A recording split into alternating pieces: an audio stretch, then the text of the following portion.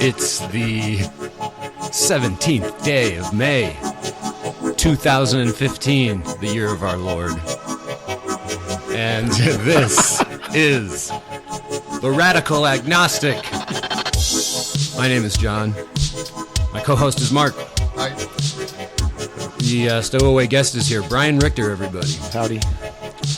And our guest today is a local business owner, family man, a Tucson, a person who's lived in Tucson for a long time, and a devout, if you will, atheist. Yes. Matt Sams, everybody. Matt, welcome to the show. Hey, thanks. It's great to have you here, man. Matt, you run Fantasy Comics on First Ave here in Tucson. I do. And it's a beautifully clean and well-organized store, friendly environment. There's a lot of different comics and graphic novels, so if you're in Tucson, do you guys have like a website or anything? I do. FantasyComics2595.com. And do you mail out? You do mail stuff? Not at this time. So how's business with that, man? Is the comic business okay? Like yeah, we do well. You do well? The movies are helping out a lot. Oh, yeah. Avengers and even the Mad Max, we've just been... You should go in there on a Wednesday.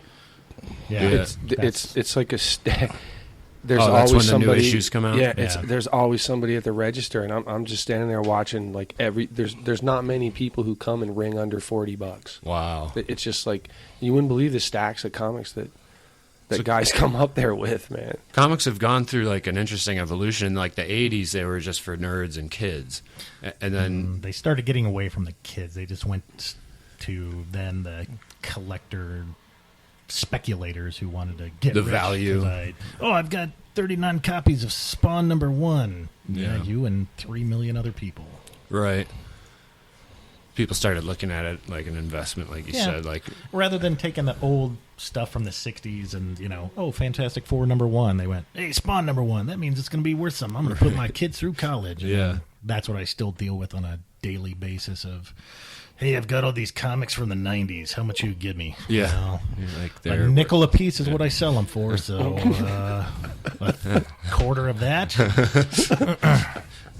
It's sad, though, to disappoint people like that. It's not ever fun, but it gets annoying quickly.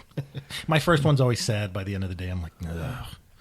And then even before these big blockbuster movies started coming out, like Alan Moore and guys like that kind of started bringing more attention to the genre in like the 90s, isn't that right? Like they started getting more serious, more literary. 80s, and then it started, Vertigo started happening, and that, Sandman and Swamp Thing. And yeah. I have the first 3 books of Swamp Thing, like the collected books. Yeah.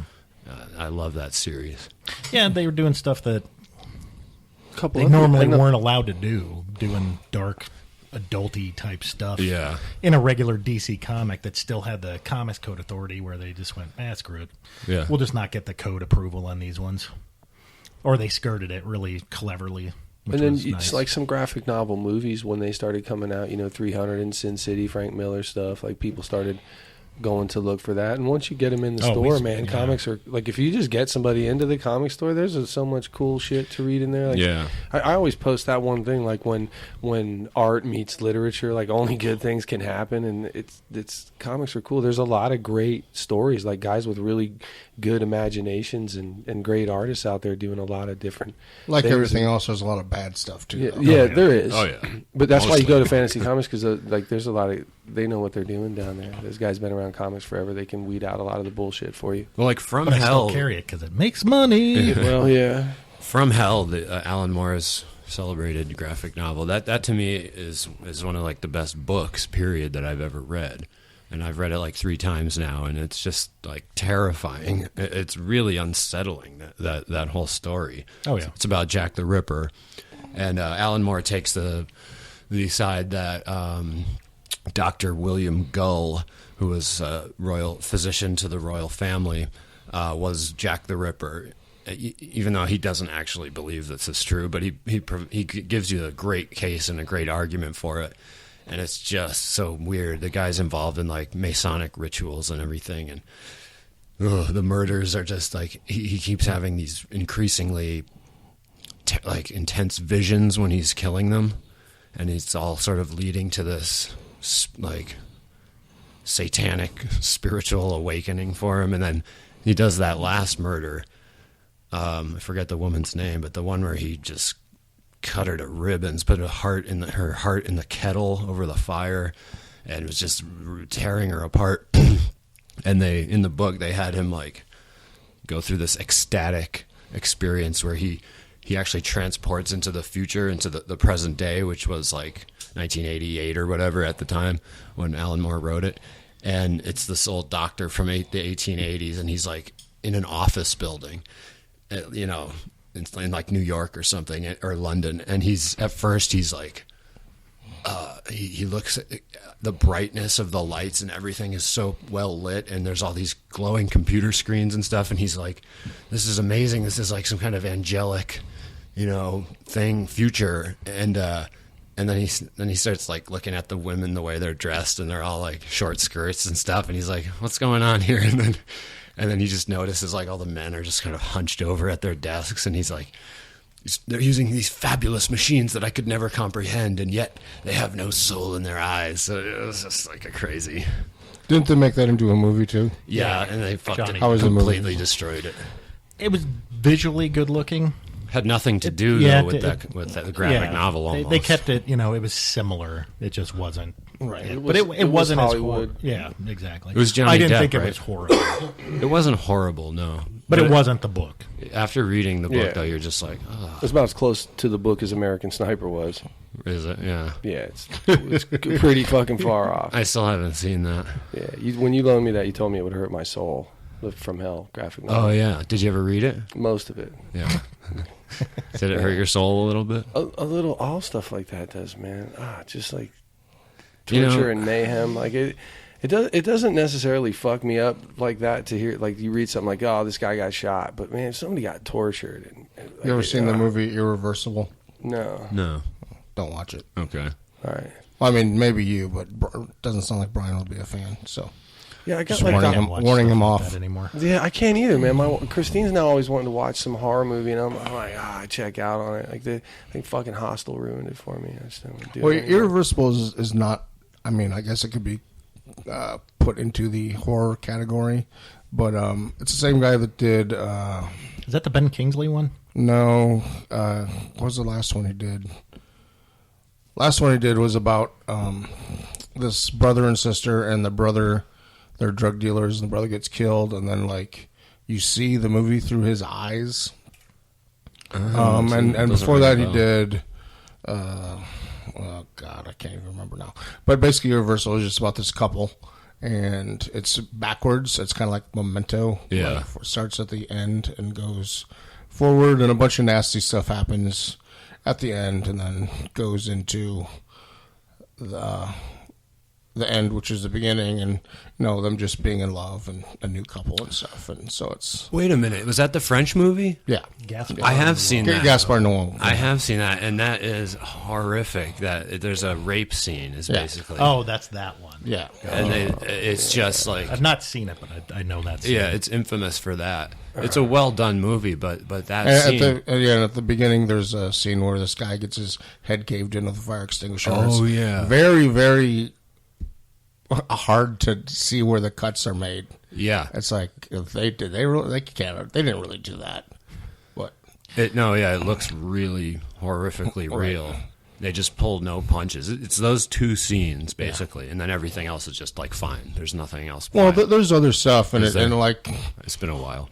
well, nothing that horrific, but there's other stuff with the couple, like they're fighting. Well, yeah. and stuff that leads to her being alone to get raped, and so there's this undercurrent. Of, Do you think there's a value to those things, or is that just entertainment? And is that No, well, that movie is definitely not entertainment. No. I can't think of anyone that would watch that and say that they were entertained. Walk out. No, Yay! French people? I'm glad no, I saw I don't that. even think. But there's a difference between watching something and gaining insight or gaining I mean, I think that movie would make you appreciate empathic. Exactly. Yeah. You go, wow, that I would hate to be in that guy's position, and make you appreciate just your relationship with someone more.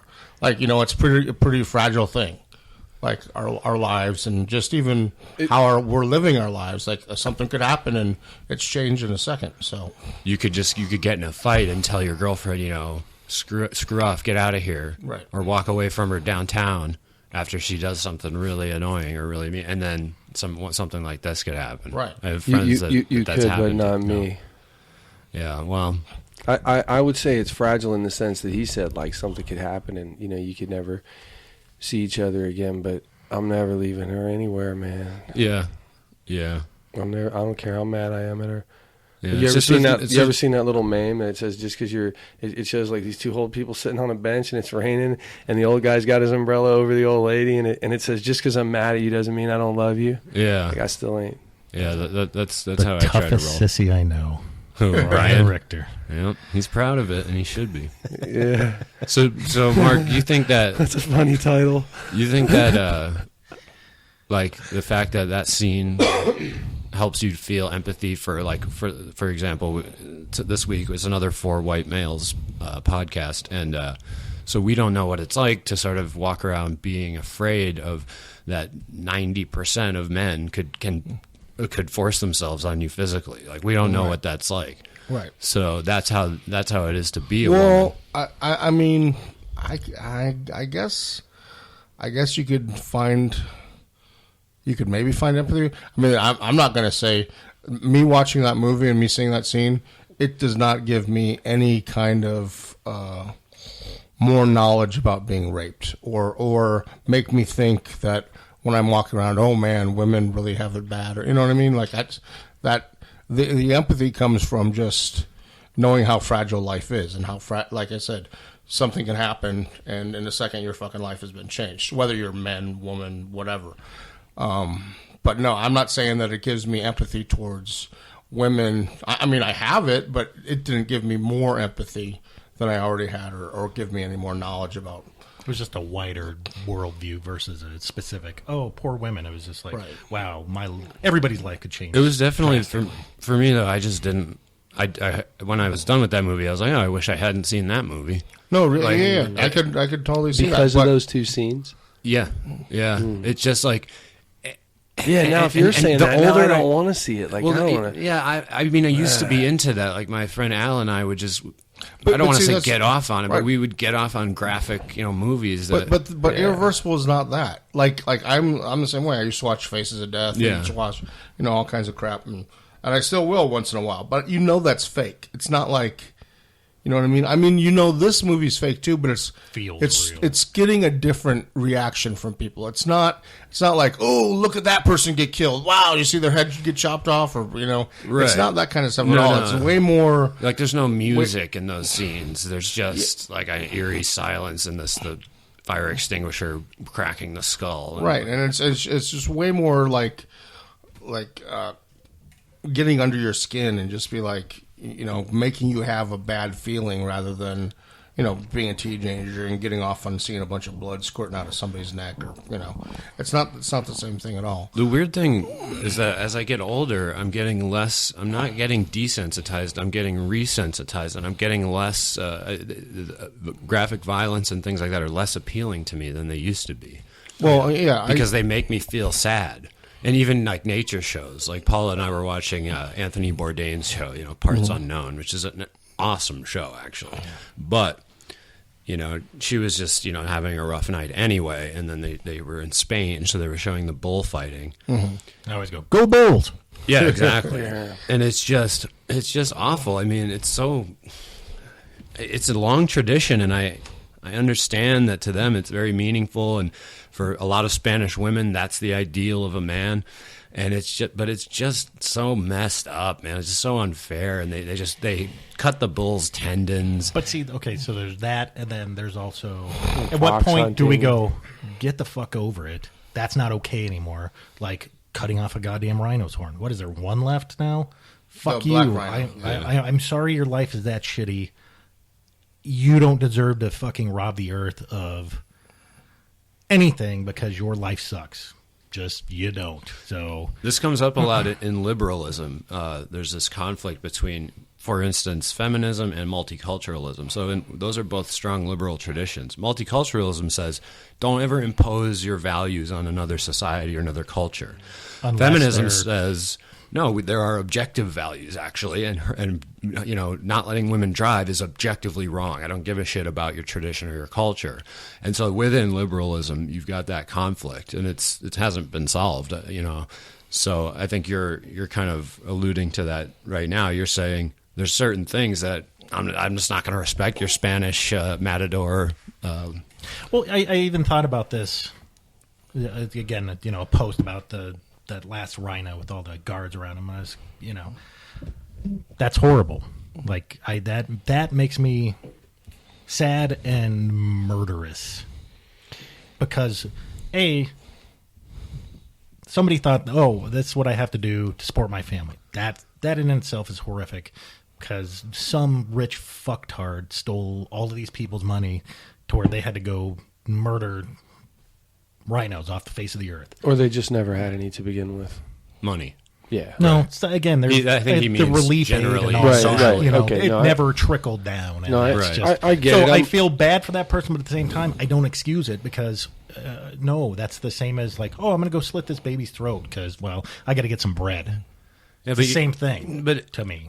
But there's a hierarchy of life, of what's important. So a lot of And that's people what I say. like to say I like, tried no, to dogs think are the that. same as us. They're worth the same. But then they go in real life. Even those people, when it comes down to bugs, if they step on a bug, they might be sad that they did. Like I never try to kill bugs almost ever. I try to like shoo them out of the house and stuff. But if I kill one, I feel a little bad, and then I get on with my day. Right. So there is a hierarchy of But a life. bug and a rhinoceros or, But if your an elephant. child is starving and you kill a rhino, I agree. I'm saying I just still don't excuse it. I get it. I don't excuse it. it's still tragic. There's still got to be, I don't know.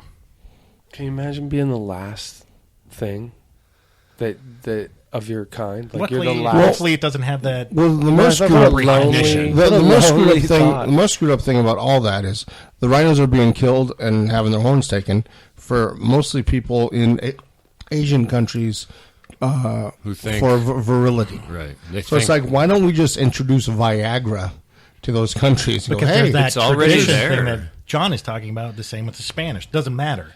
Shark fin. They don't do shit, but they still kill the fuck out of sharks. I know, but so But what they I'm have saying this is- sign. But That's they the must thing. have- There's this intelligence. They have this. They know that, but they refuse to accept it. They go, "Oh, but it's our way, so let's keep doing that." Well, Just but I same think with they the still fucking believe whaling. it. They still think it actually So works. who was it initially that said about cultural traditions like it's time to let go of some of that stuff because of objective values and morals? Who said that? Yeah, I don't know who said Well, it, I think but Matt's saying it. He's siding with that side. Feminists say it too. They say, I don't care what your Arab culture is. You need to let women drive. You need to let them have their own So what I life. had in my head, I thought one dude said it, but I kind of combined what both of y'all said into one.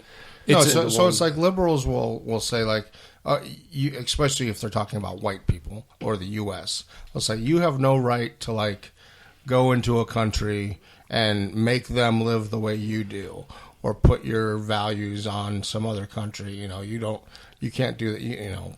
Whether it's Iraq or Iran or female Vietnam genital or, mutilation. Well, no, but then when it becomes female genital mutilation, then you do a lot of them say Okay, you so do. then we do draw a line. Yeah, So, man. liberals- See, they're at saying the a lot same of time, it's liberals- like, I'm sorry I don't have wild rhinos in America because I would go fuck somebody up if they tried to do one here. Right. But I don't have that ability over there. I right. can't. So, yes, I'm sorry. You need to get over that rhino But you horn would shit. support political pressures to make them stop. Yes. Yeah. Or, again, figuring out that, okay, let's get that despot out so that these people can actually get their fucking rice and water so they don't have to go kill the rhinos to get their fucking horn, to go to Asia, to blah, blah, blah, blah. Well, there's so many ways to go from this right now. Someone remind me to just say Schopenhauer later. But so as an atheist, though, we can start to get into this. Matt, you're an atheist. I don't know if I said that, but So where do these moral values come from then? Because to you, morality must be relative to cultures, though, right? So, or is there an overarching natural law? Because without a God, without a book that tells you all the answers, where do you derive the principles of your morality? Common sense? But that's not common sense in Spain. In Spain, killing that bull is like, well, it's a fucking animal. We eat them anyway. We eat them in restaurants. Thing. I mean, you eat meat, right? So, like, to them, it's just like, it's a sport. I'm killing a bull. I'm fighting it. Only really good matadors can do this. Most of them get a horn up their ass. So it's not common sense to them, right? It's just a modern liberal American value. value. I guess it is a cultural thing. But I still don't see that everybody there looks at that bull and goes, fuck you, bull. I'm glad you got sorted 8 billion times and, bled out and looked horrific. I just can't believe that. And if that's the case, that makes me, what the hell is wrong with people? That's a good point. I don't think they enjoy the cruelty to the bull, but it they still enjoy goes the on sport. And they share it. But that's not, okay, then how do you differentiate? But how do you cut your brain off and go, well, that's an awesome sport, but fuck that thing is suffering. It's the same thing with football. I mean, and it's not exactly the same thing, but in football in America, we cheer it, we love it, we watch it, we let them not pay taxes, Even though how many kids in high school football and younger die every year during either a game or practice or whatever. Not to mention and it happens. The head trauma when they don't die. Yeah, I never feel sorry for millionaires, but the NFL actually just agreed to start paying taxes, and it was only the NFL, the organization, that didn't. Them. Well, I'm just going to clarify, though. It was only the organization itself that didn't pay taxes. The individual teams do, and the players do. Right. And Major League Baseball did that in the 90s. They didn't used to pay taxes, and they just switched over and said, all right, we'll pay. It wasn't a big deal. Nothing changed. Right. But that wasn't my point. Yeah, go ahead. You were saying you don't think that the people enjoy the cruelty, and I'm not totally sure about that. Exactly. You can't have both. You don't get it both ways. Oh, poor animal, but fuck yeah. Well, I'll take it a step further when we're talking about the hierarchy of life. Like, because I just spent a semester studying the Holocaust, and I've been studying the Native American for about a year now, especially the Western tribes. And I'll tell you a story from Elie Wiesel's night. They had this was after the evacuation of the camps as the Russians were closing in, and they did this march through the winter. A lot of people are probably familiar with this story. This march back across Poland and into Germany, and then they were put on trains, and so they would stop at the station. And there's a section of the book where they're stopped at the station, and a German citizen, not a soldier, not a Gestapo guy, just on his way to work, also at the train station, throws a piece of bread into the car, and these guys kill each other over it. And I was going to say that. They kill each other over it. So nice and cruel. Not out of kindness. He did it for sport. No, other people waiting at the platform for their train start throwing bread in there to watch the Jews kill each other for it. And like you can. I'm watching these videos and I'm hearing survivor accounts all the time, and there's this whole they said they didn't know. Yeah. And they were burning 6,000 fucking bodies a day at Auschwitz. You tell me you couldn't smell that? You didn't know? Well, other ones. You didn't see these trains full of thousands of fucking people showing up, and you didn't know? You fucking knew. You didn't care. Other German army people that worked there by the dozens and hundreds admitted that they did know. So those other people are lying. 7,000 Gestapo and SS worked at Auschwitz. Only 77 of them ever went and to regular trial. army too. Yeah, only 7. Well, no, it was all SS and Gestapo at the camps. At Whenever Auschwitz, people- all SS and whenever Gestapo. people Most of those get- guys from Austria. Whenever people get their behavior and what they've done and the cruelty of it in their face, they all invariably deny it. You know what I mean? Or they want to say, "Oh, well, I didn't know," or because most people, and I'm not going to say whether they.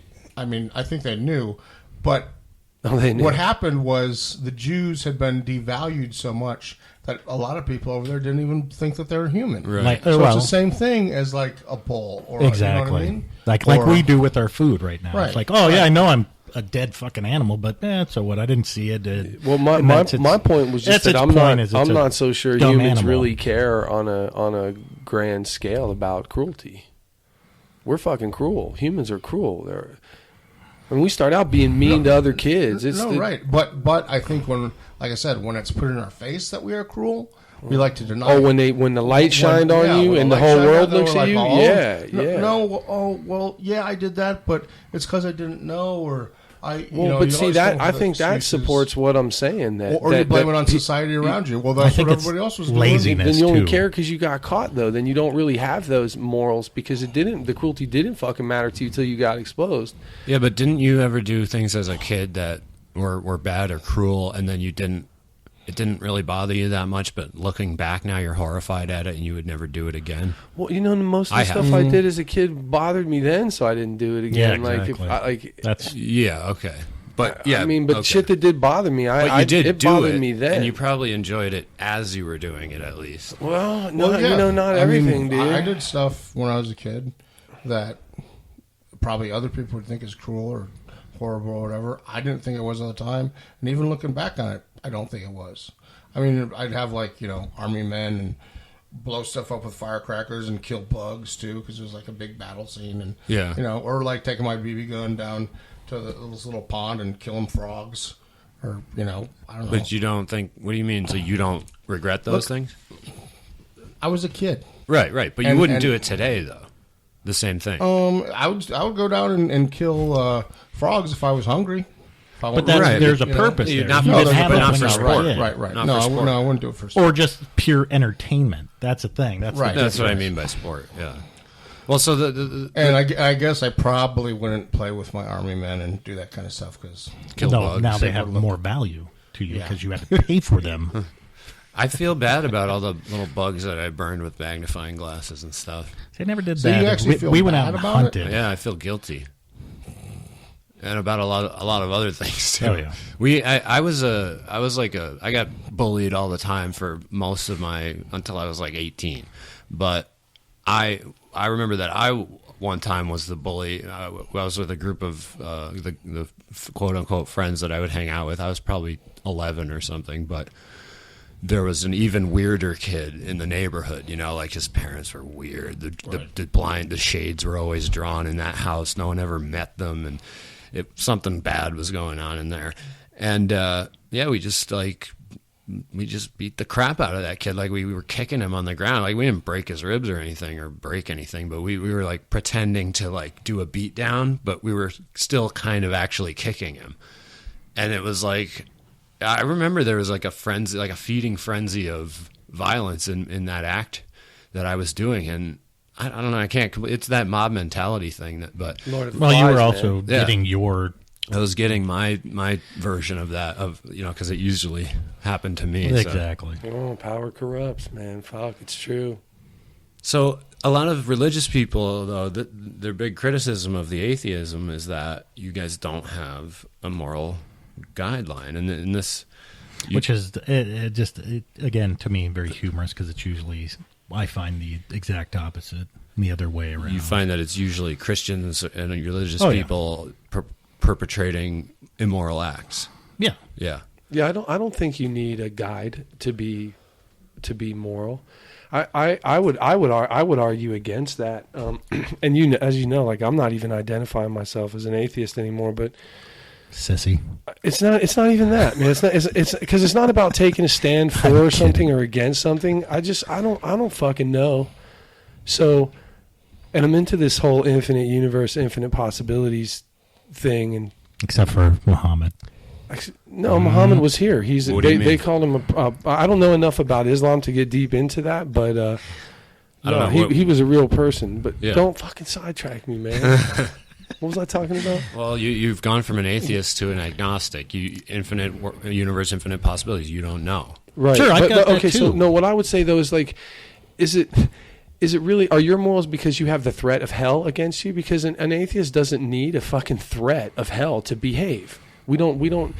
A person who doesn't believe, I'm just going to say a non-believer, doesn't need a guideline to know about human kindness and empathy and about the value of life and about like being a good steward of the environment and raising good kids and being kind. And if you need a book to tell you that, how can you say from moral high ground that you're better off than me because you need instructions on how to act right. Exactly. And the you threat, couldn't figure that out on your own. Plus the threat of eternal damnation. You need all that so that you can fucking act right. But you're going to talk shit to me about not having any morals. Well, a lot of those people, you got nerve. I think they look at the atheist and they think, if I didn't have this book, I'd be a maniac. I'd be out there doing bad things. So but again, they cling I do to more that book charitable work than any Christian I know. I personally, me, the atheist hellion, heathen piece of shit, does more charitable work than any Christian I know. So that there I go, okay, wait, how much money do I raise for the food bank daily? This is true. It's no, I do know a lot of Christians who put their money where their mouth is, and they don't, and they do things. Now, I do though, but I'm saying I don't, and that's the I where do, I get shitty they about might it. steer clear of you, man. But no, because they don't know. That's the whole yeah. thing with. I didn't even know if I wanted you to mention the store because it's strangely on Facebook. We have a huge Christian following because everybody thinks with the stuff that I do, I must be a Christian. Little do they know that I am just. Well, you remember how bad it freaked not. Dr. Lee out to find out that I wasn't a Christian. Right. That I was a good guy and I was an atheist. He couldn't believe that those two things corresponded. It always kind of freaks people out. And I've watched people change their opinion of me when they find out. Like my wife outed me at work, and I watched people change their opinion of me there when they thought I was this great guy before. All of a sudden, I was shady. Right. Oh yeah. But that's all cultural too, and it's all from people's experiences. It's like A culture of indoctrination. Matt doesn't know any Christians that he thinks are doing charitable work or actually probably moral, upstanding people, and so that's his version of Christianity and what he thinks. The people that you work with, they were raised as Christians, and they had their parents teach them this and that, and about non-believers, and so now they have that in their heads. See, that's a weird thing. When I grew up Christian, before I read the Bible and went, fuck this, nobody ever badmouthed atheists. Again, maybe it was the churches that we went to.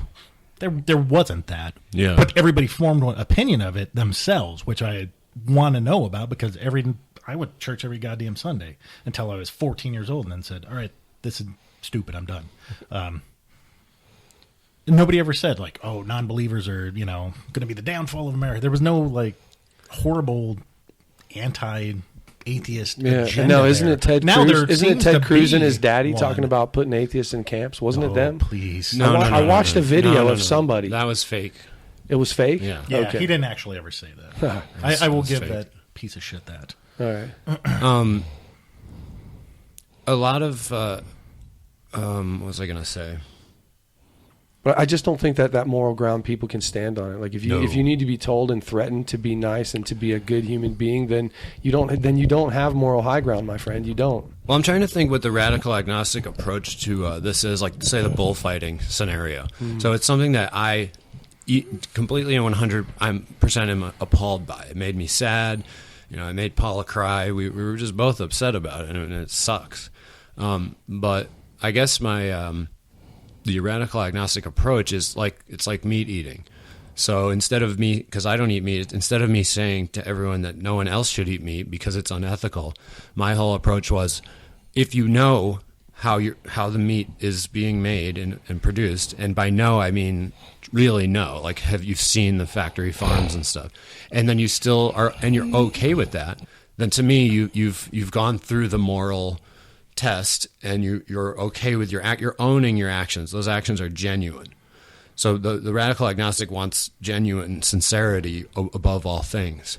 Now, as far as the bullfighting or Nazism goes, that's kind of scary if I apply that out, because I say, if you know what you're doing and you still do it, well, I think what you're doing is horrible, but you can't think that. You're still morally sincere, at least. Yeah, because a lot of those guys at the Nuremberg trials, even while they were admitting what they did, you could really see it didn't bother them. They didn't think that they had really done anything wrong. They were prepared to be proud of cleansing the world of the Jews and the Gypsies and the Slavs and everybody else, all those inferior non-Aryans.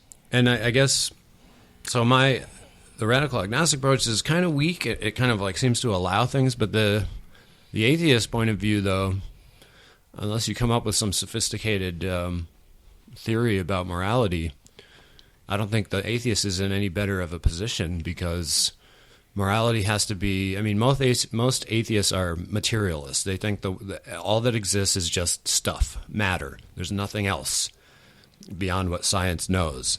And so there can't be any eternal moral code or anything. And so, I don't know. How do you think most atheists feel? Like, what do you think about a collective consciousness? Now, we're not talking about a higher being. We're just talking about a connection between living things. An unseen and heretofore unscientifically realized connection. But because me and Matt and I have talked a lot about things like this, and I even when I ask you that, I see a different look on your face than I see when I ask you about a higher being. A look that tells me that shit could be on the table. We could talk about that.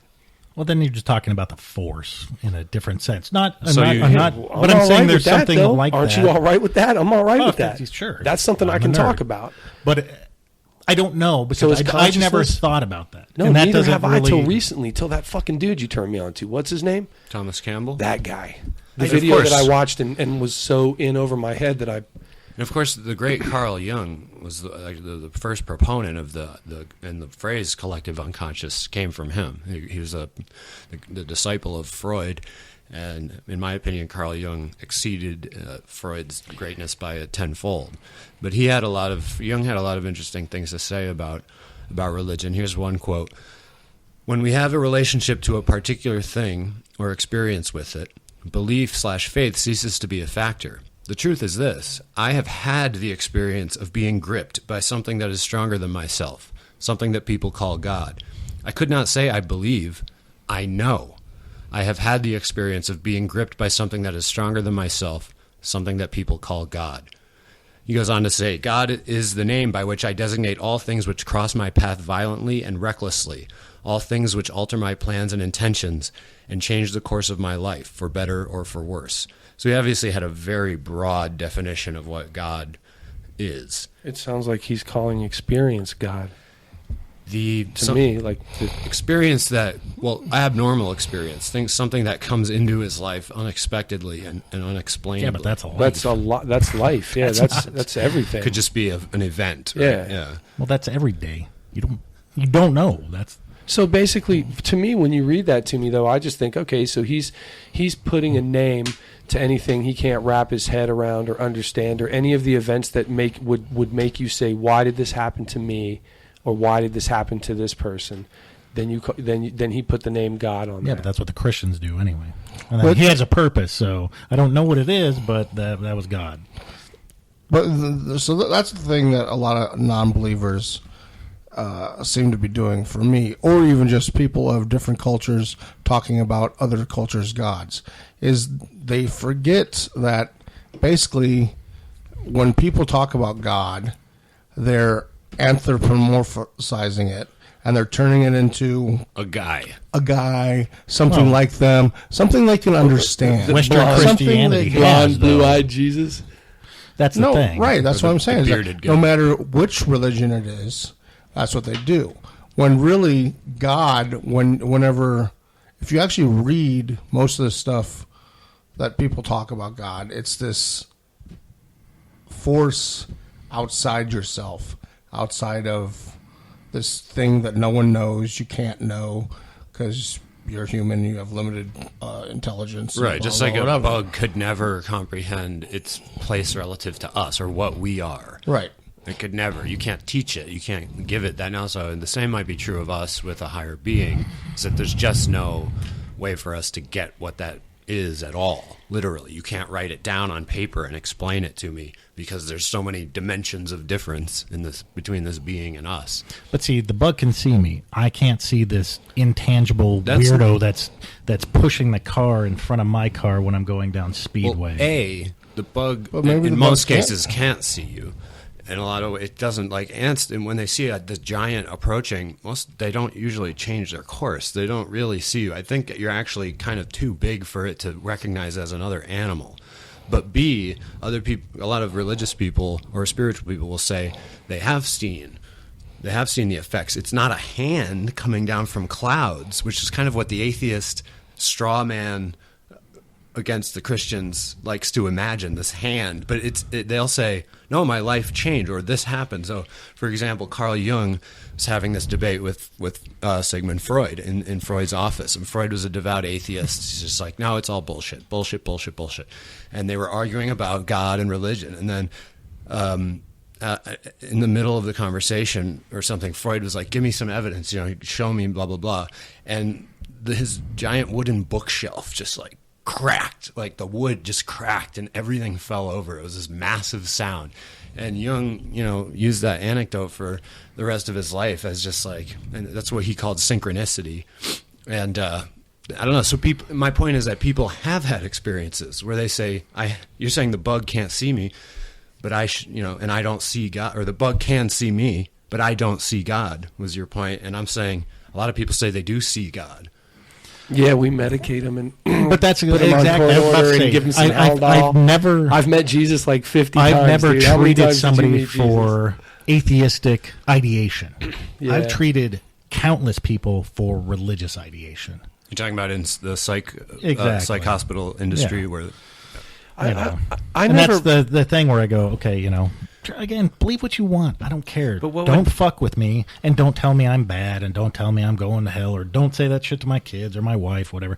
Believe what you want. I don't care. But see, that's a thing. Part of my dislike for religion is they can't shut the fuck up. Yeah. And they can't follow their own directives, which is go pray in your fucking own home, shut the fuck up, and don't talk about it. Right. Oh, wait, your Bible said that? But you don't hold prominent atheists to that standard. Richard Dawkins and Sam Harris. The reason Harris, why they're so prominent is because they got tired of listening to fucking gospel goddamn people. But aren't they people proselytizers? Or evangelists. Aren't they evangelists? Now, because they had to come out against goddamn Christians going, hey, you guys are going to hell because you're bad and blah, blah, blah. Anybody that's an atheist. That's why I'm saying this is stuff that's coming out now. Dawkins didn't, I just there thought wasn't of this. A lot of people before that going, hey, shut up, Christians. He they were the ones going, hey, so what you're saying we're is doing everything right, and anybody else that doesn't do what we're doing is going to hell. And then we started going, no, shut up. So what you're saying is he's the pushback.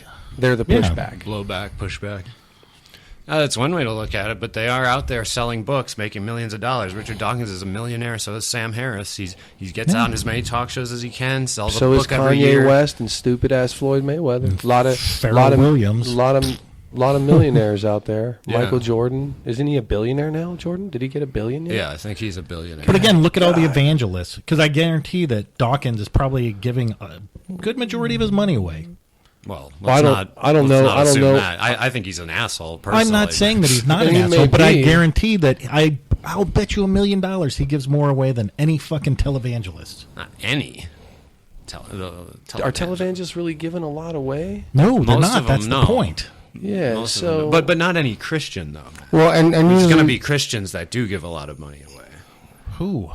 I'm Where? Sure. Again, going off my experience. Mother Teresa. No, she was not. She gave her whole life to the sick. And also, I read a push really people weird away if they didn't fit her specific agenda. Well, yeah, she was against abortion and all these things, and she did. A lot of people say she did a lot of shady things. I read a couple articles that kind of.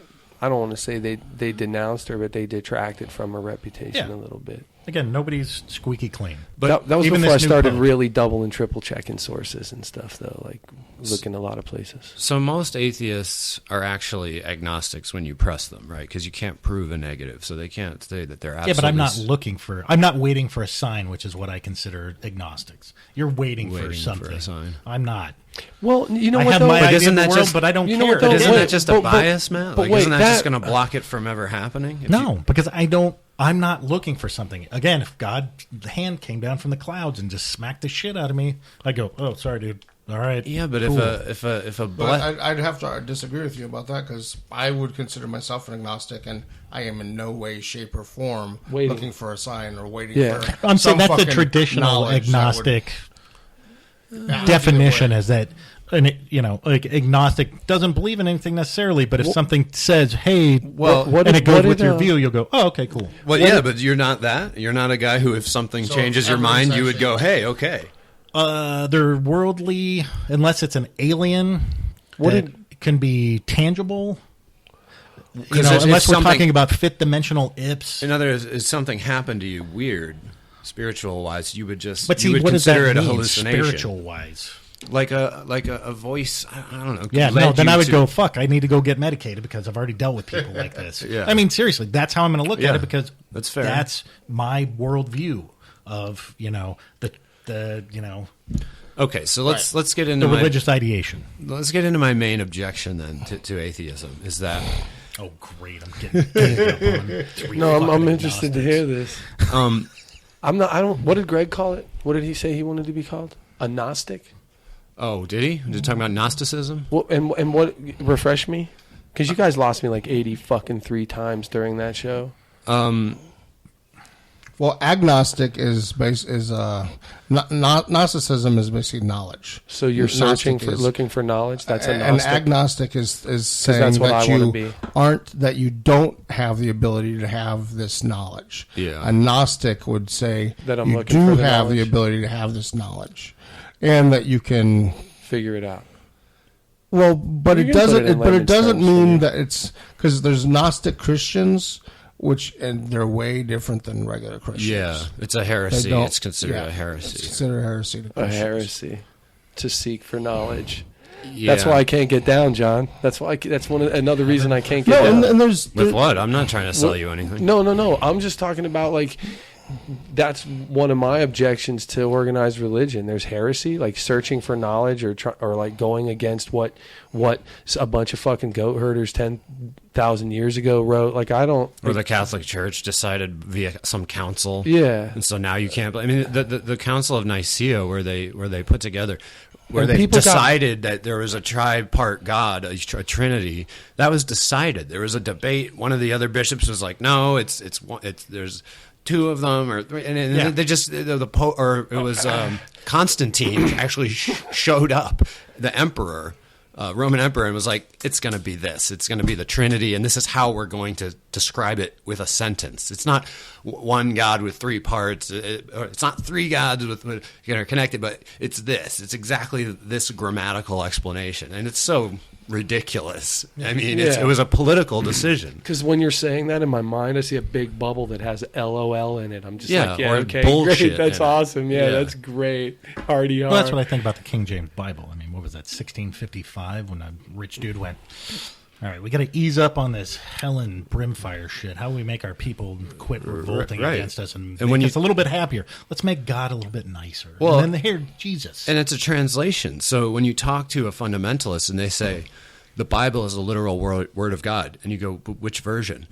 Usually they'll say the King James oh, yeah, version. 'cause You'd they be don't like, want that hateful God Like, stuff. okay, but so what about the Bible that they were using before that, like the Latin or the Yeah, how Greek did or they whatever? Like, revise that? was that also literally true? And if there's differences in the translation, which there always are, some languages have gendered nouns, and other languages like English don't. So, like, if you translate the Bible into Spanish, and they give a gender to this noun, is that the word of God, that gender is applied to that noun, or is that just a Spanish custom of the Spanish language? None of it makes any sense. Does it? Can we use your one philosopher's analogy of like, even if you got the word of God, how would you understand it? Wouldn't it be like talking to the lion? Right, Wittgenstein. Yeah, if a lion could talk, you wouldn't understand. Yeah. So if God could talk, you probably fucking wouldn't understand him either, Yeah. or her. Well, but didn't God talk to everybody, all these Christians anyway, and give them like... See, I'm with Wittgenstein on this. How would you know what he was saying? It's like an They ant all to a do, human. though. Well, but Yeah. actually, I don't, in Matt. the Do Bible, you? God didn't talk. Okay, yeah. God didn't talk to the Christians at all. God talked to the Jews, and God put all God talking to people is Old Testament, and that's all the Jews, because Christians didn't exist. And the New Testament, that's when you get Jesus, Well, that's what- and the apostles of Jesus, and what they talk. And I guess probably Paul does say stuff about God talking to him Oh, it or was an whatever. angel, though. It wasn't God, I Right, think. usually Yeah. it's an angel or something. Yeah, but So- that's the voice of God. Right. All right. But here's the thing. I think that, correct me if I misrepresent you, atheists generally think that religion itself is a major cause or force of evil in this world. and that through Well, that's my view. Right. Okay. Good. Through things like indoctrination, when you're young, and through political agendas that are shoved in there, you get terrible atrocities, and you get that Christians do, like the Inquisition, or killing scientists and all these terrible things. So in other words, Uganda right now. Yeah, it just goes anything. All those Islamists, everything they're doing, ISIS. It's just all motivated. In the atheist side, it's look, religion is doing these things, and of course that makes a lot of sense, and it's pretty much indisputable. However, my reaction to Sam Harris and Dawkins and all of you guys is that you almost got it right. It's like you're very close. You almost got it right when you said religion is the cause of all this evil.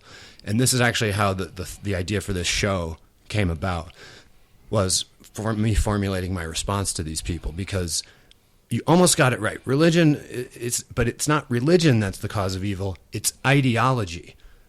So ideology of any kind can lead to evil.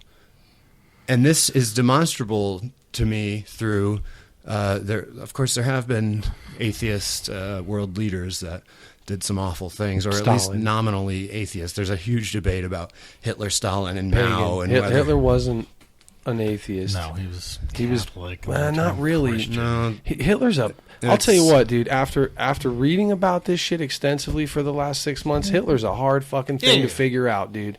It's but hard. He was not atheist. The only one, no, he wasn't. wasn't, and he wasn't Catholic. Exactly. He wasn't really anything, but he was a lot of everything. Yeah. And that dude was fucking. He was crazy as shit, dude. But they used... So that makes them religious. The Nazis did use Christian quotes. There was a Christian... They liked a lot of stuff about Christianity. The Reichschurch, they instituted... But it was basically the Nazi party overall. And we'll just grab religion and use it to our purposes. And that's one of the weird things I'm going to read about, is that they cut some weird deal with Pope Pius or something. I want to look into that, too. That's on my list. There's no point going down that rabbit hole. It's been discussed too much on the internet, and nobody knows whether Stalin was a Christian or not. But I can demonstrate, think of this. If religion causes evil, if the very tenets of religion lead to evil, why are there good Christians? Why are there good religious people who are very, very religious but good? There's good Jews that are religious, there's good Muslims, there's good Christians, there's good Buddhists, there's good Hindus. And I know you said earlier you don't know any Christians that donate to charity, but I think you would be... you're not able to truly say that there are not very, very beautiful souls I'm saying out there. I don't know. So if religion... In my world... Okay, that's fine. Somebody that does more than me. But if religion leads to moral depravity, in as it does in your eyes, A, why are there good religious people out there? Why hasn't it infected them? And B, it's distinct from something like Nazism, right? So... someone who's a Nazi, and you guys might disagree with me, you'll never find a Nazi that you'll say, he's overall a good man. Oof. He's a good person, because the tenets of Nazism are inherently morally despicable. You've never met anyone like that? No, I'm not saying that there aren't polite or interesting or fun Nazis.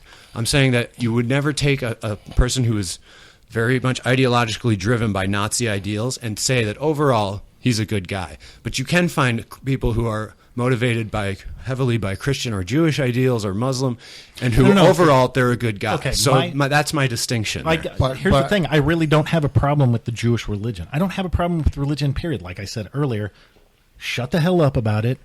Do it on your own. Okay. Just like you're supposed to, like your God told you to. So I have no problem with that. But when you start espousing it on the fucking street corner or at the U of A when I'm trying to cross a campus, and you're getting in my face and telling me I'm going to hell because I have tattoos, or when you're legislating, you're trying to push your views on a group of people because God told me to. The Bible says this is bad, so I'm going to say nobody can do it. So you don't necessarily believe that religious belief leads directly to immoral behavior or an evil? I don't think because again, it's. No, you can interpret it in a way that you're a good guy and still be religious. Again, I'm sure. With now my one Christian response, people, sure, I don't think so. You have a problem. They go with the fact that evangelizing. When that's not even that. The average Joe Christian will go, but in the Bible it says fags are wrong.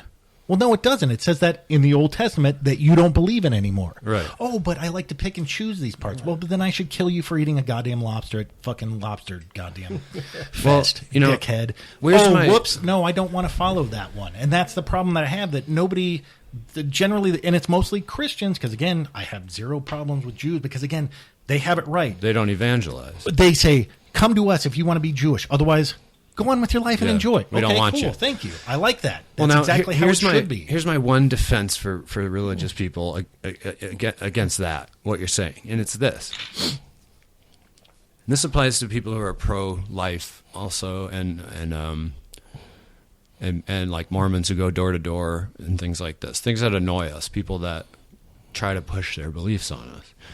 My whole thing is that if you really believe, like, I don't think the atheist knows what it means necessary to believe. If I believe, if I'm a Christian of this or that sect, and I believe that since you guys haven't confessed that Jesus is your personal Lord and Savior, you're literally going to spend eternity in hell. If I believe that, maybe it means I'm a little dim intellectually. Maybe not. Maybe I'm a really intellectual Christian who has looked back into the ancient books, and I see that in the Greek it said that you have to accept Jesus. So I believe it. I actually think it's true. I think that Brian, if he died right now, will spend eternity in torture. So wouldn't I be like kind of an asshole not to evangelize to him? And same with pro-life. If you believe that it's murder to abort a fetus, then don't get one. Right. Shut the fuck up about it. No, you don't do it. You don't do it. That's it. That's your right. As a fucking human, you don't do what you don't want to do. But when Matt, you tell me I'm not allowed to do something, let's look at it like this, though. Then fuck you. But you lose all your rights. But we tell people not to do things all the time. You're not allowed to rob stores. You're not allowed to shoot people for no reason. Because it infringes on somebody else's rights. Right, and that's what. If you truly were pro-life, you believe that that's what's happening there. I get it, but again, there's so many differing opinions on when does life actually start? Right now in Arizona, it's what, -3 fucking weeks before I had sex that my fucking baby actually is considered human? Right. Fuck you morons. Yeah. Fuck you. I haven't even had sex yet, but that baby's a baby. Really? Explain that to me with physics. But neither side... Oh, but I can't because it's a religious fucking stupid bullshit argument. No, but neither side has any scientific ground for when it becomes life. It's not 3 weeks before like it is in Arizona. No, it's not that. But I'm saying after the sex, after conception, there's no that argument. It's not like we're waiting for science to answer that. It'll never be argued. It's just language. It's just life. There is no scientific fact about what life is. There's just a gray area. It's just a word. So neither side is ever going to win via science. For if a woman has a miscarriage, and this could be untrue now with the wacky shit people are coming up with, like Matt's talking about. If a woman has a miscarriage, I don't think there's a police investigation to see if she killed the baby. Except in, Chicago right now with that woman? So, I mean, that is going on because of religion. That's not because of fucking anything else other than some religious guy got a fucking hair up his ass and went, oh, nope, I think that woman killed her baby, so guess what? You're going to fucking prison, but I had a miscarriage. Yep. You killed your baby. Well, I didn't do it. Isn't that an act of God? Well, I don't know, but no, it's not. You're going to jail. Since we're on that road, and it might be a little off what you're saying, John, but where are you at with like bosses being able to fire women for using birth control, like having that right as a religious right to fire somebody because they use birth control? No one can fire, but you You can. No, the businesses are arguing that they don't want to pay for health insurance that offers birth control because they don't believe in it. I don't think the issue of firing a woman for privately using birth control has ever come up. I think it is coming up. They are. I mean, it might be coming up, but like Hobby Lobby. I don't know how true it is, but it's coming up. Okay. I mean, I see that vernacular. Obviously, I disagree with that politically, and I'm also pro-choice. Just like but recently there was the I think we can probably agree that there's a religious foundation behind that, and it seems pretty discriminatory. To me. Well, recently there was this clerk in like a drugstore that wouldn't sell a woman tampons because they felt it was against his beliefs. Oh, what did he sell her? Some magic Mormon underwear? Could he sell that instead? Yeah, You know, that's like, where. how is that? I mean, it's When you just, infringe on somebody else's rights, that's the thing. I'm sorry, but if my baby's in my wife, it's not your place to tell me, regardless of what you believe, because guess what? That's my sperm. It's not your sperm. It's my wife's egg, not your wife's egg. Shut the fuck up about it. Yeah, but you know what their perspective is. Oh, I get it, it's but a fetus. it's not their It's right. a growing baby. Because, again, when you infringe on my rights, but they're saying you're infringing on the right on my of the fetus, baby. mine. But you don't own my it. property. Once the child is born, though, it's not your property. It is my property. No, Who it the isn't. fuck is raising it for the next 18 You can't fucking kill your years? child. You're right, because I'm infringing upon my baby's But to right them, then. that's an arbitrary distinction because it's when it's in the womb still, it's not a thing. It has no rights. But when it's out of the womb, that next second to them, just like you're saying, the religious people their definition of life is arbitrary. You know, they say it's 3 weeks before, 3 weeks after, but yours is too, right? Because it's not a life when it's in there and then it's out. No, And now I it's agree alive. that it's a life as soon as I hear that heartbeat. Okay, Sure. that's your. And when that heartbeat starts, okay, because then it has a fucking heartbeat. Right. Just like every other living thing on this fucking planet that is mammalian. yeah. You know? Yeah, a tree So doesn't that's have a heartbeat. That's sure. where you, And again, I mean, it's it's got a heartbeat. right. Okay, I can hear it. That It's not means a it's blast alive. assist, you know. Yeah, exactly. Yeah. I can't see 4 cells and go, hey, there's my baby. Look, he's got my fucking genes. I'm sure he does. Right. He's got half of them, you know. And actually about who owns the baby, there's been legal precedent that when it comes out, it's actually owned by the government, Yeah, well. not owned by the parents. Then they need to give me my stipend for the month. Yeah. My child support. 4 years behind Yeah. in their child support. No, that was I don't know if it was a Vietnam War or Iraq War, but a mother was didn't want her kid to go to war and basically sued the government and lost. Wow. I'll just summarize it up, though. My point was that religion leads to a lot of evil, no doubt. My I point. just think it's misguided and it gets too pushy. And again, it starts to go into other people's spaces where it doesn't have any business. Again, but as the devil's advocate, though, my whole point was, if Mark truly, like in his heart, believes it's not just something he's into right now. He believes that if I don't confess that if I die I go to hell. It differs. It's almost from would make religion him. to religion. It would make him psychotic. Almost, it would make him a sociopath. Not to give me the If he news, was the a good Mormon. news of Christ. Right. If he was a Mormon or a Jehovah, but a Christian is not supposed to do that. A fisher of They're men. not. They're a fisher supposed of to men. It says to fucking- be Yeah, a fisher of men. They're What do you supposed to. Jesus said To be a fisher of to men. pray in fucking private. Don't go among the people. I have special people for that. You just do it in your house and be quiet. No, he didn't. Yes. Well, Well, if he did, he probably contradicted himself, which wouldn't. Wow, be, which is the Bible. Which wouldn't be no, unheard of. actually, Jesus, a lot of stuff that's attributed to Jesus, he didn't say. His apostles later said. Well, Jesus mostly said, it was all treat written each other 100 years after his death. Well, right, but basically he said, love each other and love your neighbors as yourself, and treat the poor well, the sickly, the widows. You know, treat them nice. And this leads me, and then all the other stuff comes from Old Testament and the apostles Paul and anybody else that we're talking about. I've had 3-week conversations, like literally this Jehovah's dude would come to my house. This Mormon dude came to my house for 3 weeks where, I came to the door dressed. The next week I came to the door with my shirt off. The next week I came out naked because I was trying to all right, dude, you won't get a clue. Right. And finally I just said, fuck it. And I sat down. I talked with him for about 2 hours after I put some drawers on. Were you naked when you talked to him? That's why I said I put drawers on. You should, because Oh, next because he didn't care. Well, because next you have to start masturbating, and that if that doesn't push him out, then you should the ask him nudity to help did you it. out. But again, he told me his stuff. I told him my views, and then we agreed that we're never going to come to any kind of agreement. We were at an impasse.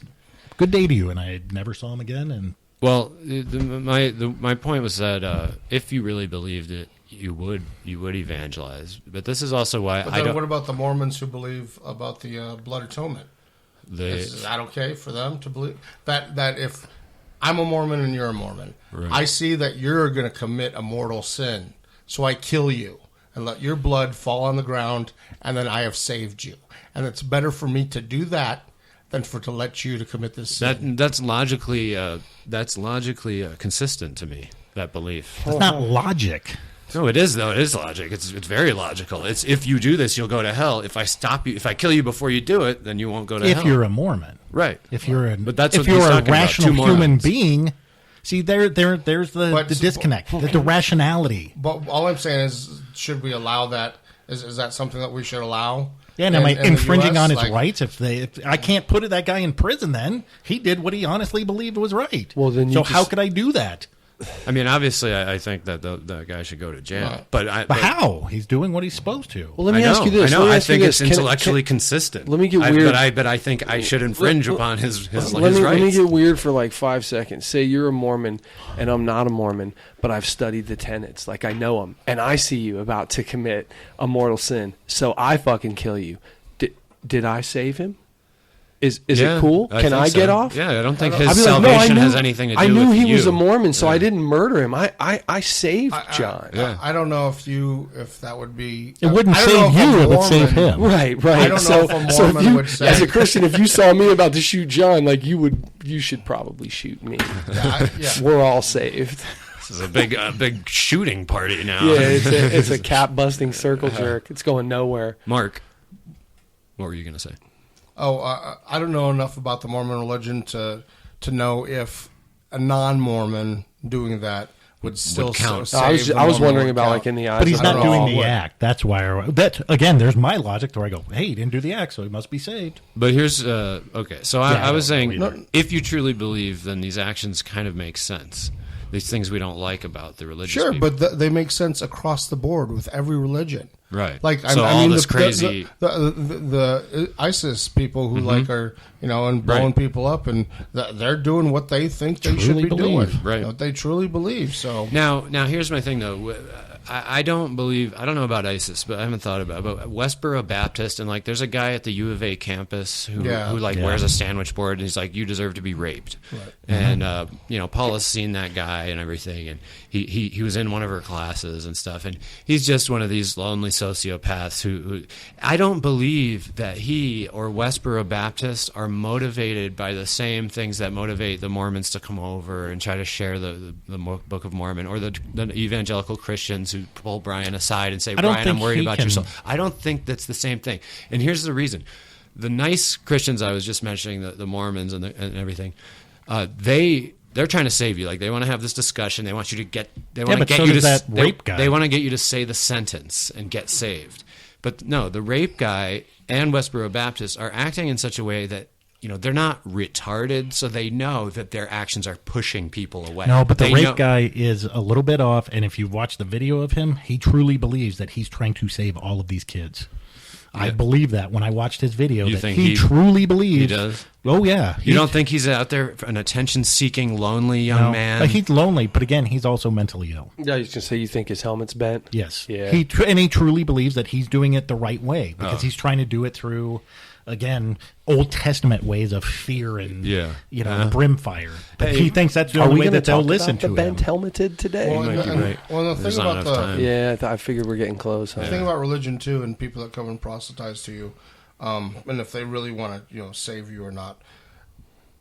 Ultimately, it's not that they just want to tell you the news about Jesus and accepting him and then not going to hell, but they want you to coming to their church, and specifically their church. It's true. And there's Catholics, but there's Catholics Lutherans, not necessarily. There's all but what I'm saying is there's all kinds of people that believe that Jesus was born, Son of God, on this planet, died, was crucified for your sins, rose again. If you just believe in that, you don't go to hell.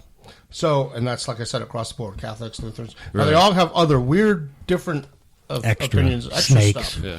But if you're just saying that is saving you, and that's the only thing that you need to spread, the good news, then just do that. And it doesn't matter what fucking religion the person joins, or they don't have to join anything as long as they believe that. Then they're scot free. But Catholics think you need the sacraments, and Protestantism is so fragmented that it's like each pastor more or less thinks that he's got it right, and his church is the one where people are saved. Like that's how ridiculous it gets. And I mean, Methodists are all Methodists, and Episcopalians are, but most evangelical Christians are non-denominational, and they basically I've been to these churches and I've talked to these people. And they think, there's little tweaks about what God is and who Jesus was that they've got it right. And it's basically this pastor at this church, and there's thousands of such churches and pastors out there who think that you kind of have to come to my church. And those are the ones that are building the $1 billion mega churches. Exactly. Yeah. Dude, they're not donating. Quick story. So I'm dating this girl in Pennsylvania, and it's around Christmas time, and weren't you still with Chris at that point last Christmas? No, this is Pennsylvania, bro. This is fucking, I'm like 20, 21 years old. Smoke. So, yeah, anyway, she asked me to go to this play with her for Christmas, and it's called like Hell's Flames, Heaven's Gates. Uh-huh. And so about halfway through, I realized like I'm probably fucked here. I know this isn't going to end well. Like her whole family's there, and so the spotlight comes on, and they're asking who has and who hasn't accepted Jesus. And of course, I get fingered. Like the family points me out, like not this guy. And so like these fucking little dudes in suits show up, and like they're like, "Here, take my hand, brother." Like and the guy's like got me by the fucking hand. He's trying to pull me out of my seat, and I'm like, "Oh no, man, I'm okay." That's huge pressure. Too. So the other guy grabs I'm Muslim. It's cool. Yeah, and like people in the rows are looking at me like, "Yeah, man, get saved, dude, get saved." Yeah. I'm about to freak the fuck out, dude. I start feeling like I never felt claustrophobic in my life until then. Yeah. I walked 9 miles home, dude. Wow. I'm out. She's following me. She's like, it's for your eternal soul. Yeah. I'm like, yeah, the souls I'm worried about right now are the ones on my feet because I got a long fucking walk. I never talk to that girl again, man. And to them, it's like, it's almost a victory. It's like, that devil's got him. Like when you walked out, it's almost like, see, like, whoa, happy to prove you right. Yeah. Now, see, again, if you're a true Christian, that would make you sad and cry. Yes. Oh, we didn't right. get that one. You're right. Damn it. But see, like you were saying, John, I think it's she not was about sweet. religion, she called it's about me like indoctrination. She was sweet, but it was crazy. How you were saying that atheists think that religion is evil, cause of all this evil, and you were saying it's ideology. Ideology, that's right. I agree with you, but I think you even haven't gone far enough, and it's humans, not ideology, because if you look at an ideology. All ideologies are perfect on paper. Right. They're self-contained. Whether it's capitalism, socialism, liberalism, conservatism, Catholicism. I'm going to have a hard time saying, hey, Nazism as an ideology is perfect on paper. Well, I think he means it's consistent. Purpose was. Oh, it's consistent across the board. That's what you mean? Like as an ideology, this is explains everything. This is our utopia. Yeah. Okay. Now, you might take issue with the ideology and say, no, that idea, I don't believe in that ideology. I believe in this ideology. Right. But for the guy who buys it, it's the sauce is even. Right. But what happens is whenever... And it's humans that try to apply these ideologies, they always fuck them up. There's always some hypocritical stuff or things that just go wrong because but my point it's is humans that implementing them. My point is that some humans never accept an ideology, and those to me are intellectually genuine people, and those are the people that I want to be like. So my point is that if it was just humans, then all humans would be evil. But in my view, it's that most ideologically driven people are betraying their own intellectual ability and their own possibilities in life, their own potential. When you grab an ideology and you let someone spoon feed you the answers to everything, you betray your fundamental freedom of thought. And so to me, that's the problem is when someone does that, it's like a choice you make. Like, give me the spoon, feed me the whole thing. I want my talking points so that I understand the world. Whereas as a radical agnostic, I think it's a harder way of life because you don't get that comfort, but you just So to me, it's not humans. Though. But you're not talking about evil then. You're just talking about knowledge and about intelligence and people how they think. Because when people start letting their actions be guided. Someone can have absolutely no ideology and be the most intelligent person on the planet. And I'm not even saying they can still be horrible, but they're still, I guarantee you, sometime in their life, going to commit an act that someone else would call evil. Yeah, so I'm not saying, you're right. So I can't say that ideology is the root of all evil. I'm just saying it's the root of a lot of human problems. Because there's going to be like a Ted Bundy. Like I said, I who's think not ideological. He just loves the cause killing. Of human problems. Well, that's true, but it's too broad to be useful. It's just like saying bad things are the cause of all nasty things. Like it doesn't help, you know.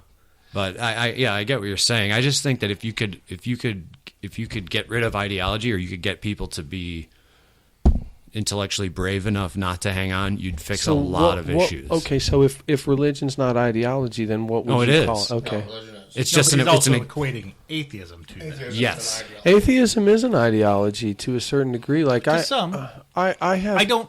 Sure, I say I'm an atheist because it's easier just to go. I just don't believe in anything, but I'm also again not like. But I've seen, I don't know if it was you, but a lot of guys online, a lot of atheists, and they're part of this club, and so they'll talk shit about like alternative healing things that they think don't have any scientific merit, and that's valid to do that. You want to separate the snake oil from the real thing. And my mother-in-law is a massage therapist and into the hot rocks and all that shit. We're a lot in a healing touch where I just go, okay, if it makes you feel better while it's getting done, cool. Placebo. But I don't go, wow, you're fucking stupid for doing that. God, I can't believe you're my mother-in-law. An example for me of an atheist dogmatic standpoint is the belief that consciousness is a byproduct and nothing more, a byproduct of brain function. And so that's an atheist. It goes back to a materialist worldview that says the brain is a physical object, and that's where thought comes from. So thought is a byproduct of the physical action of the brain. Therefore, when you die and your brain shuts off and rots away, which it obviously does, consciousness is annihilated. I believe that to be unscientific and unsubstantiated entirely. A lot of the proof the atheists will give, evidence, is that, well, if I bash Brian in the head with a baseball bat and I damage his brain, his intellectual function and thinking will be also damaged. Therefore, the thought and the thinking and the mind and the consciousness must be a byproduct of that physical squishy thing in his head. Because if I damage it, it damages his thinking. But that's actually a false assumption there, because if you damage a radio, it damages the sound of the music coming out of it. But that doesn't mean the music is coming from the radio or generated by the radio, which it clearly isn't. It's traveling across the sky at light speed in radio waves, and the device of the radio simply picks up the signal. But if you were... So then your brain is the radio? It could be. That's an... Well, you just don't know. That's an alternative metaphor, which also incorporates what we know, which is that if you get brain damage, your thinking gets damaged. So in other words, the brain damage thing isn't evidence that consciousness is generated from brain function. It might be the case that consciousness is a fundamental principle of all things, and that the human brain is like an antenna, and that what individuals are is we pick up consciousness and then embody it into one perspective that now sees out of these eyes and feels. And then inside of that, we're talking about different levels of consciousness, and like maybe even a collective consciousness. There would be probably some kind of collective consciousness, just like the radio waves. They're all out there mixed together. And the physical body is what. And I'll say this just in addition to what Matt had said earlier about when you were asking about where those morals come from for an atheist, for a person who doesn't have a book to tell them. And there's a lot of morals that what you described, I think, as common sense, which are, I wouldn't say common sense, but I think the word common works. They're common to a multitude of cultures that have never come in contact with each other. And so you have an indication of shared. Why do people around the world who've never come in contact with each other agree on these certain things that are morally fucked up? Why do they agree on them? That could point to some kind of moral, linear moral evolution that's going on through time, right? Or a collective consciousness which could be the same thing. You inherently like what you called common sense. You inherently morally know a lot of these things. If So I'm you're just a better receptor than... maybe. Well, yeah, and yeah. I'm being serious. I'm not trying to mock you. No, a lot of people think that consciousness and morality and everything are evolution. They're naturalistic things, but they're just not materialistic like these atheists. So my whole point is that I don't want the atheist. I fear that these atheists, because they like proving pseudoscience and false beliefs wrong, which is a valuable thing. We need people to tell people that there's no reptilian shapeshifters, but my fear is that they become addicted to that skeptical. I'm the guy who calls bullshit on everything. There's no aliens. There's no this. There's no that. And so those aliens. So. Yeah, that becomes dogma. Just so the law of percentages. Well, no. Okay. So here, I'm not one of those. My thing about consciousness is, sure, it is electricity. Partially, yeah, that's a part of it. That's maybe that's just how we transmit it, though. Well, no, that's just our. But here's my thought. Matt's personal thought. Okay. So I'm electricity, my brain, whatever. But it's also, hey, I'm interacting with John, Brian, and Mark right now. So this thing has then now shaped my next experience that I do. It's everything in my life has made me who I am now. Right. It's all this just. I don't think anybody here is going to argue that. Yeah. But that's my belief. There's nothing else.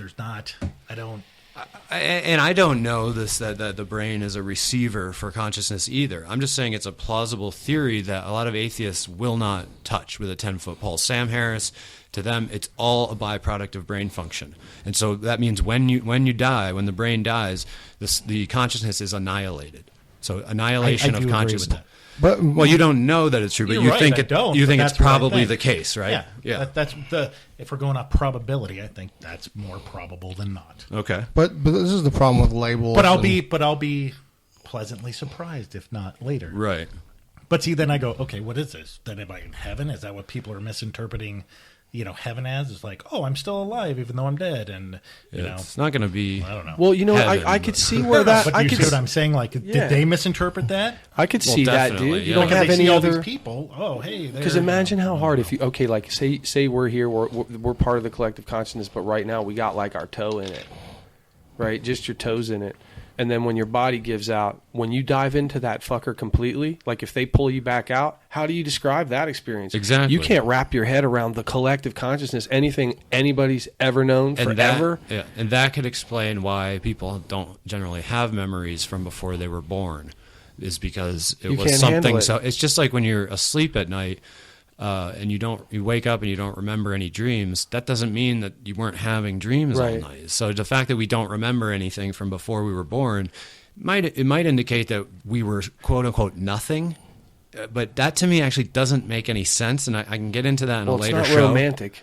Yeah, but I don't even think it is a possibility. But so it's the same thing with like a dream that was really intense or something, and you come out of it and you can't even put it into words. That happens to me all the time. I try to describe a dream, and it was almost like, it's not like events happening and a guy talking to me. It was like shapes that were actually sounds and just weird things that I can't put into words at all. I'm like, it was like this, but I don't know.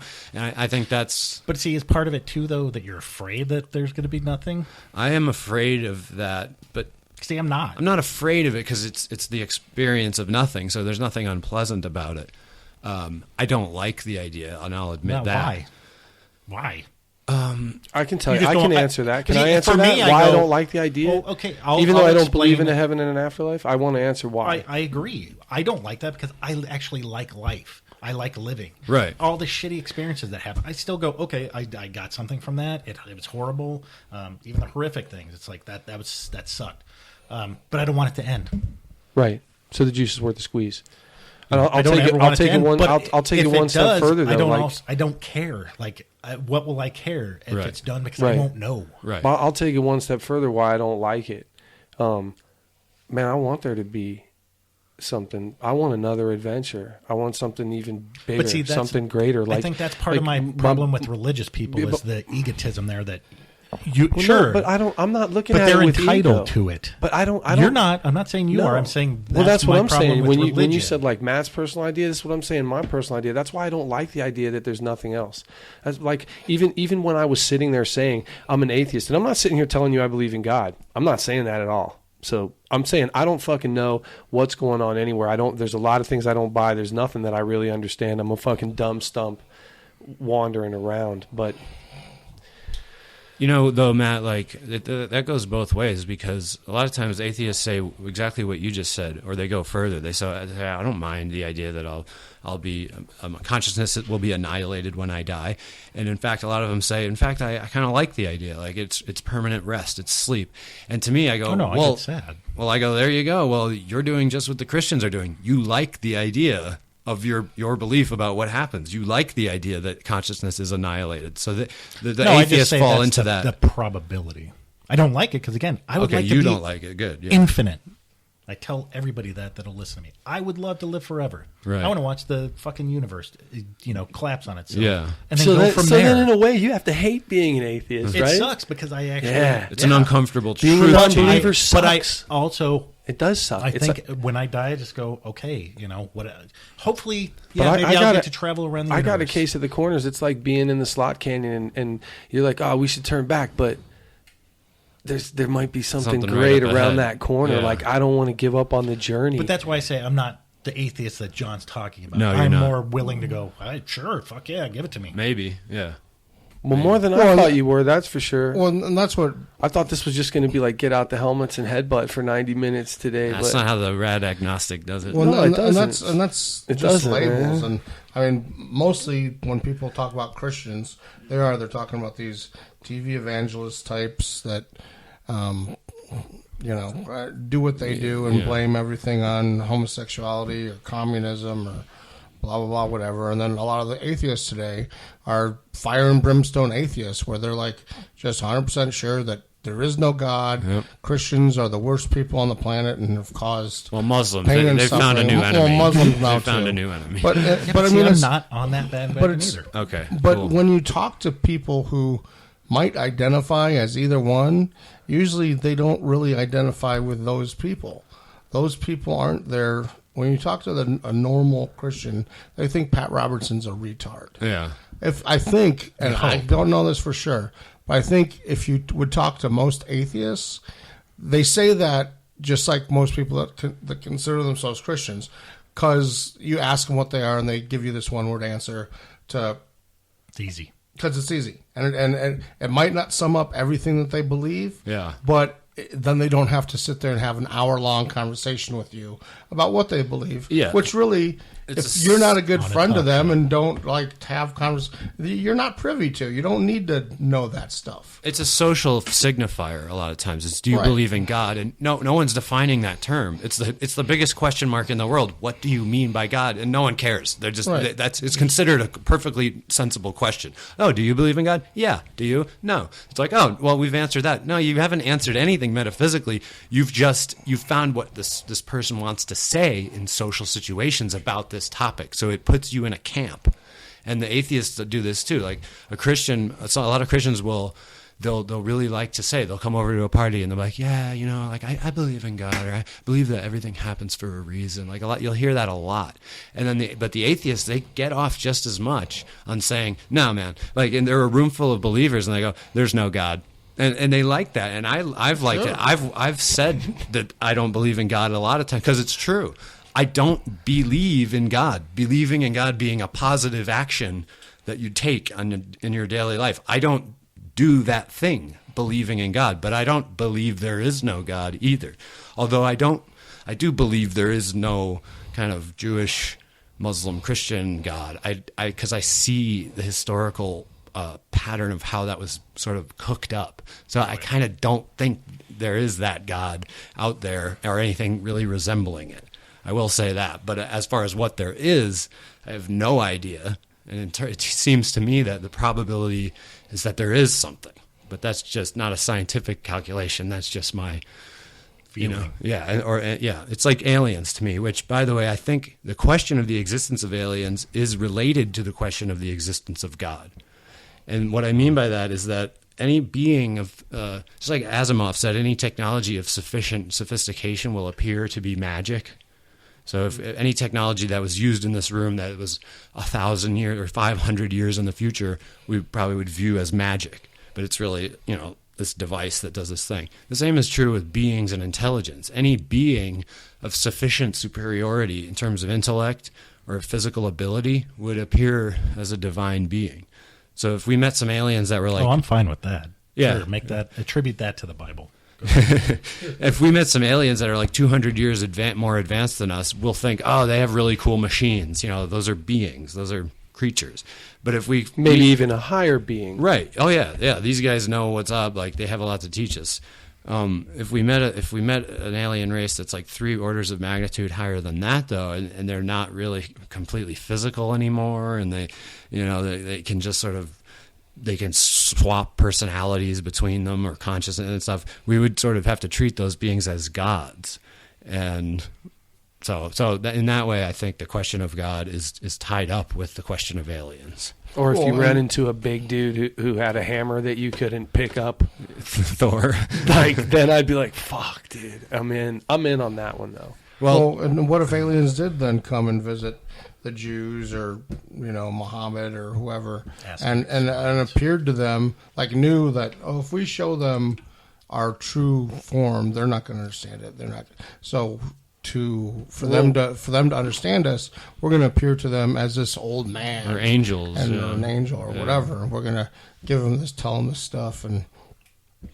I mean, that's a lot of people. Mystical people think that all these religions had a foundation in reality, and it's some kind of supernatural occurrence. That just made me think. But that wouldn't be a supernatural occurrence. That's aliens. Oh, it could be. They could have been aliens. Right. I'm saying it's just a higher intelligence. They had no idea of have you seen anything other than supernatural, though. Have you seen The Abyss?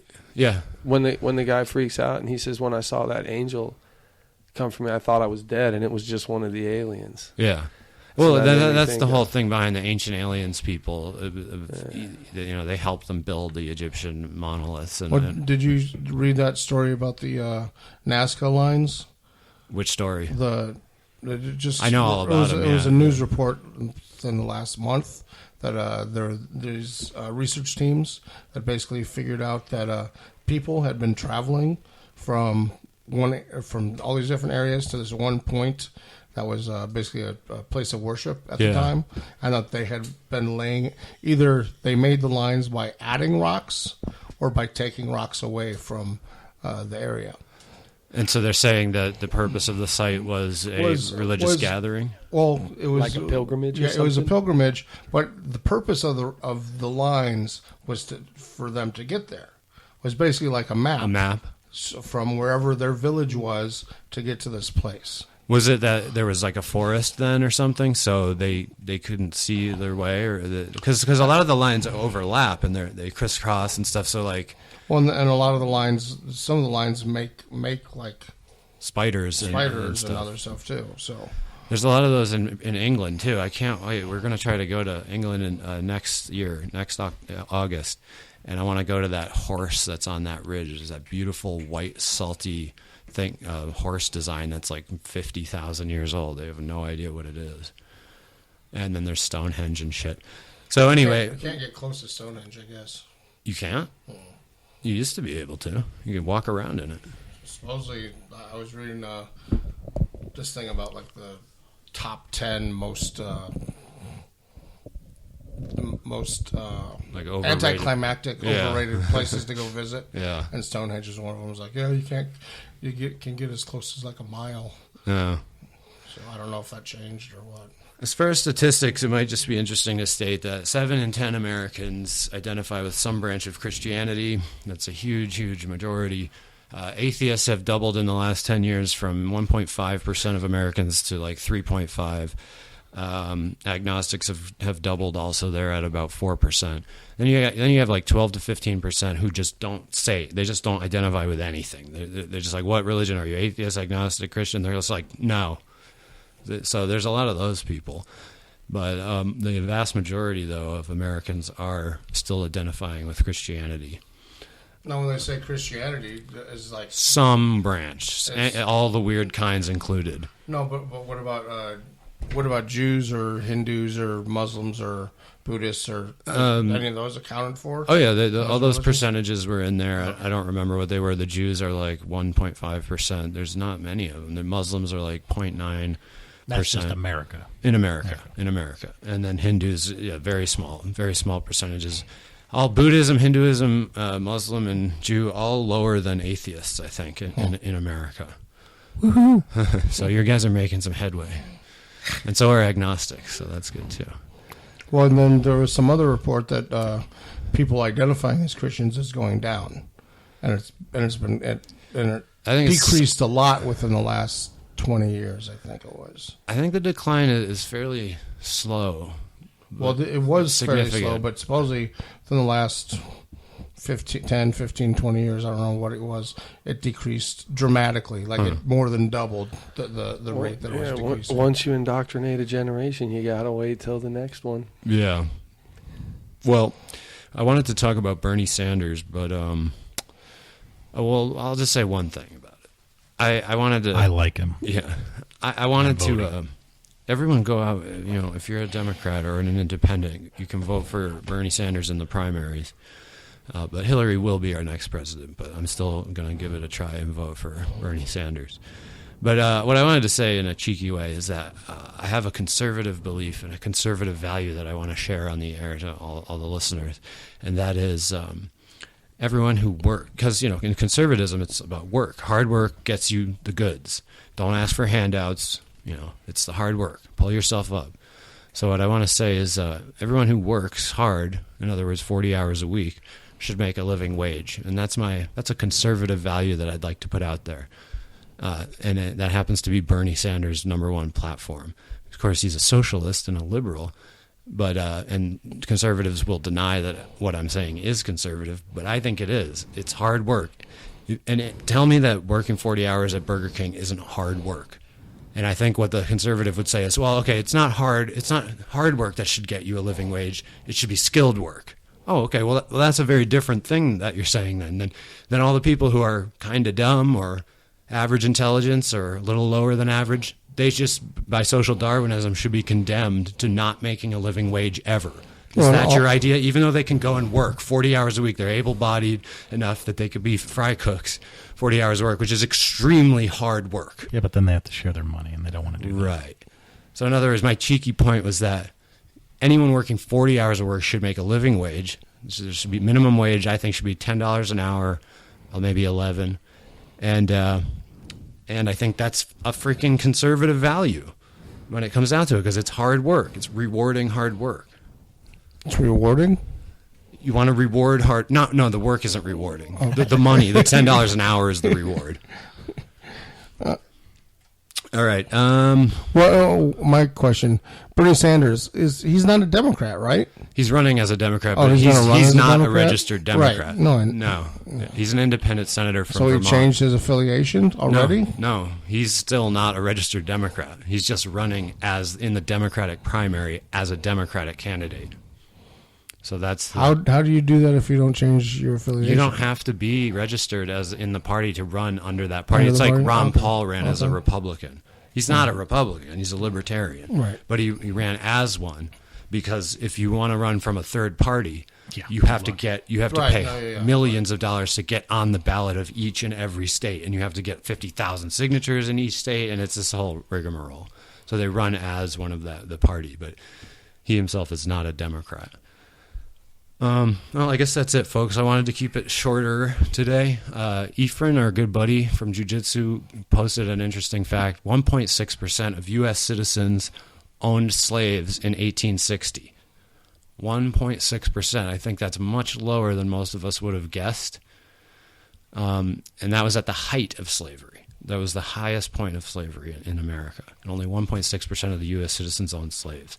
Yet they got the entire South. All those 90-something% of the South that didn't own slaves, they got them to fight a war with the North to defend slavery. And that is an example of a privileged class protecting their interests and getting votes and political support from millions and millions of people by turning their little the thing they want, money, into a moral issue for the voters.